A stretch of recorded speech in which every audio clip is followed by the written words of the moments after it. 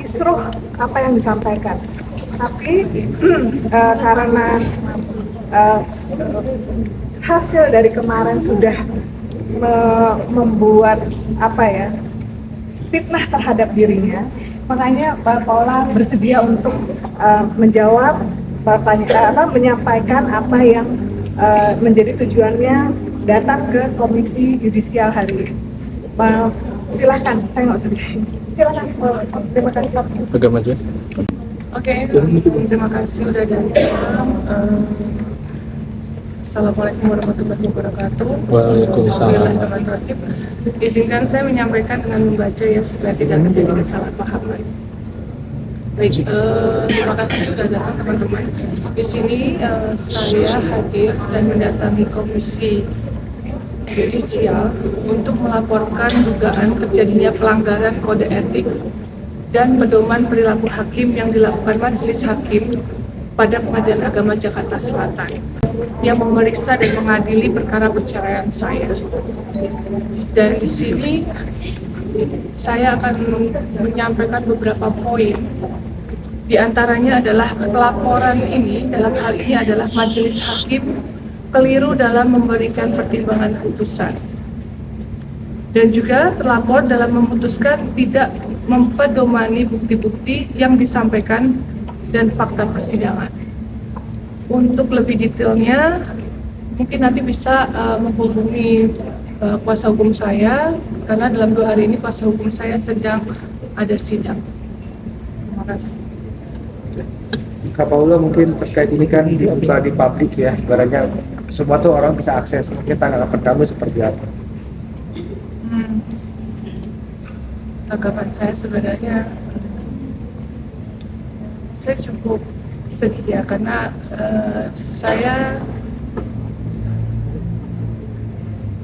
menurut saya ini fitnah ini sudah terlalu jauh ya, sudah terlalu jauh. Dan di sini saya punya 2 anak laki-laki.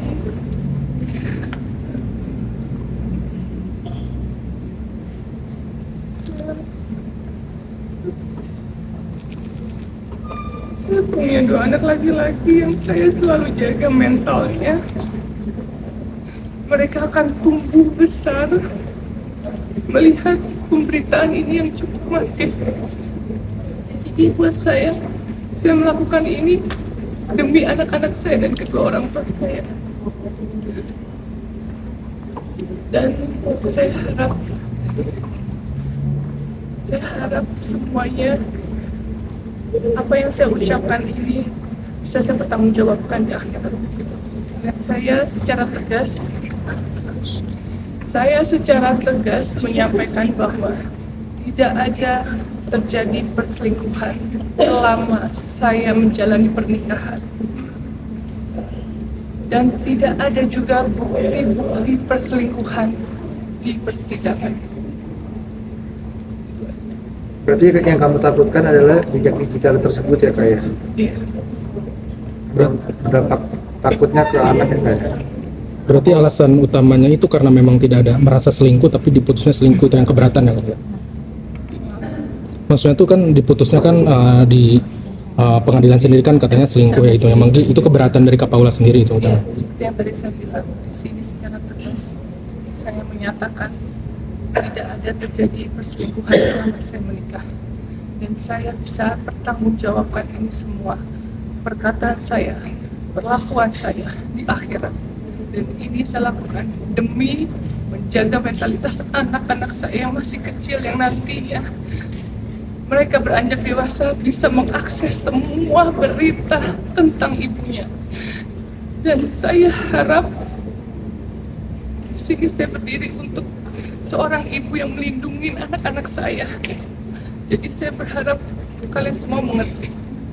Kak, mungkin langkah banding akan tetap berjalan Kak, seiring dengan laporan di Komisi Yudisial ini.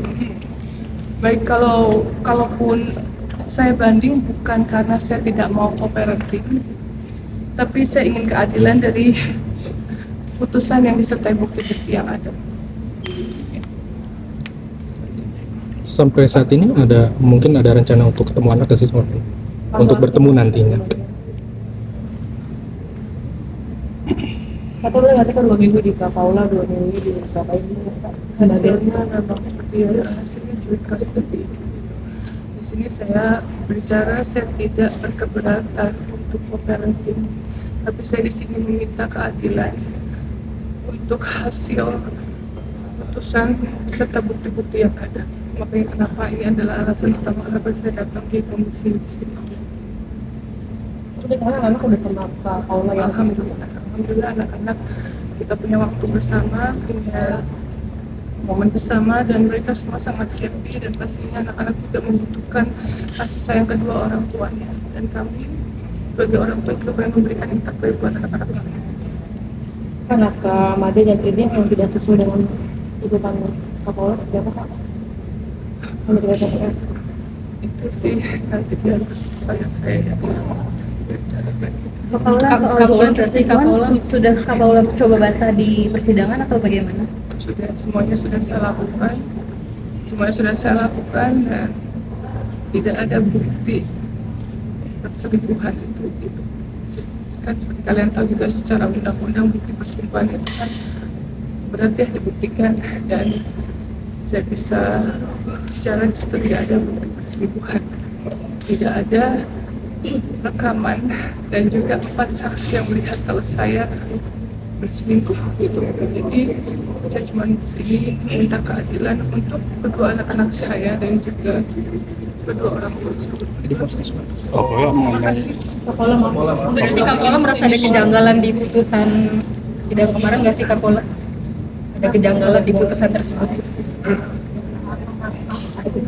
Oh iya, kejanggalannya iya, tadi saya merasa ada dugaan terjadinya pelanggaran kode etik tadi, dan juga pedoman perilaku hakim yang dilakukan majelis hakim di Pengadilan Agama Jakarta Selatan.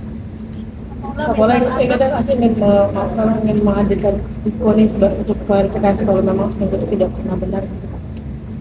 Klarifikasi.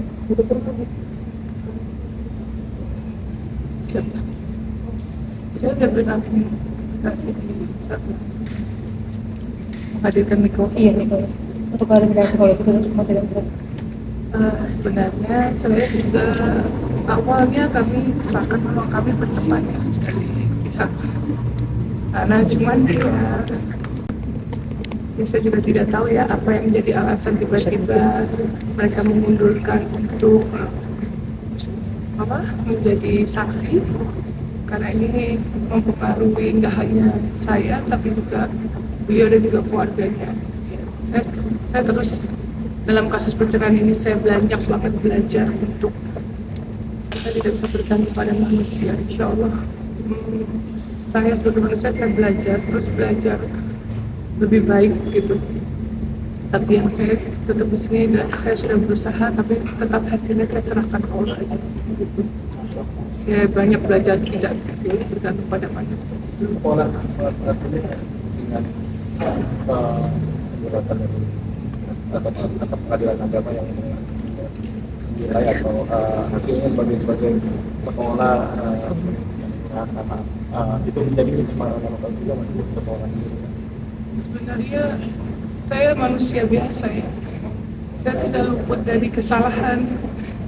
Saya juga bukan istri yang sempurna, tapi dalam pernikahan saya sudah berusaha semaksimal saya untuk menjadi lebih baik dan juga memperbaiki diri terus gitu.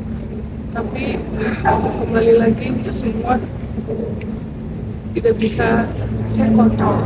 Tapi dari sisi saya yang bisa saya kontrol adalah saya sudah berusaha yang terbaik.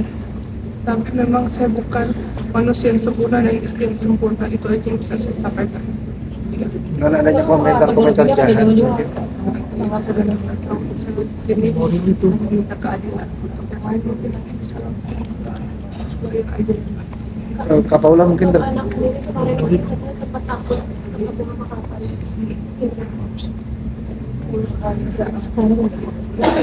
Mereka baik-baik aja.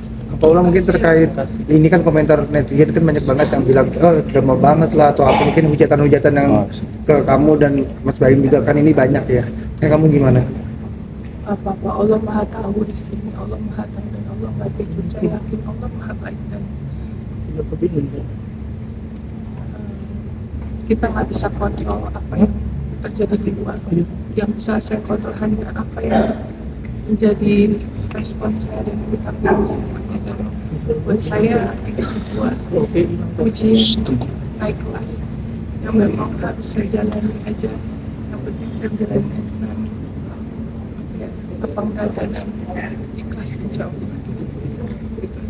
Kalau selama berkeluarga dengan kabar itu dari beliau ada di sana karena lagi di sini lagi Saya nggak bisa nanti tanyakan pada orang. Kemarin terakhir kasus sama Bang Rai kapan? Jadi kalau akses ke anak-anak udah mudah ya kayak kita udah sama kadang. Sekarang kebetulan masih sama saya, jadi sekarang saya lagi menikmati momen yang bertiga dan bersama ponakan-ponakan saya, dan karena juga hampir 8 bulan lamanya saya tidak tinggal sama mereka, dan pastinya ya mereka sangat kangen ya gitu aja sih. Makanya kenapa saya juga nggak banyak posting karena memang saya benar-benar apa namanya menikmati lah ya, ajak mereka main, ajak pokoknya melakukan memoris aja gitu. Karena 8 bulan itu menurut saya banyak sekali yang saya lewatin gitu. Ternyata sukanya ini ya, ternyata bisa ini ya, ternyata baju-baju yang saya beliin semua dari itu semuanya kependekan. Jadi itu benar-benar yang momen 8 bulan itu sesuatu yang banyak banget yang saya lewati, tapi tetap kita selalu berdoa yang terbaik buat mereka berdua. Ya Pak Mas. Oke, makasih Kak Paula. Sehat terus ya Kak Paula.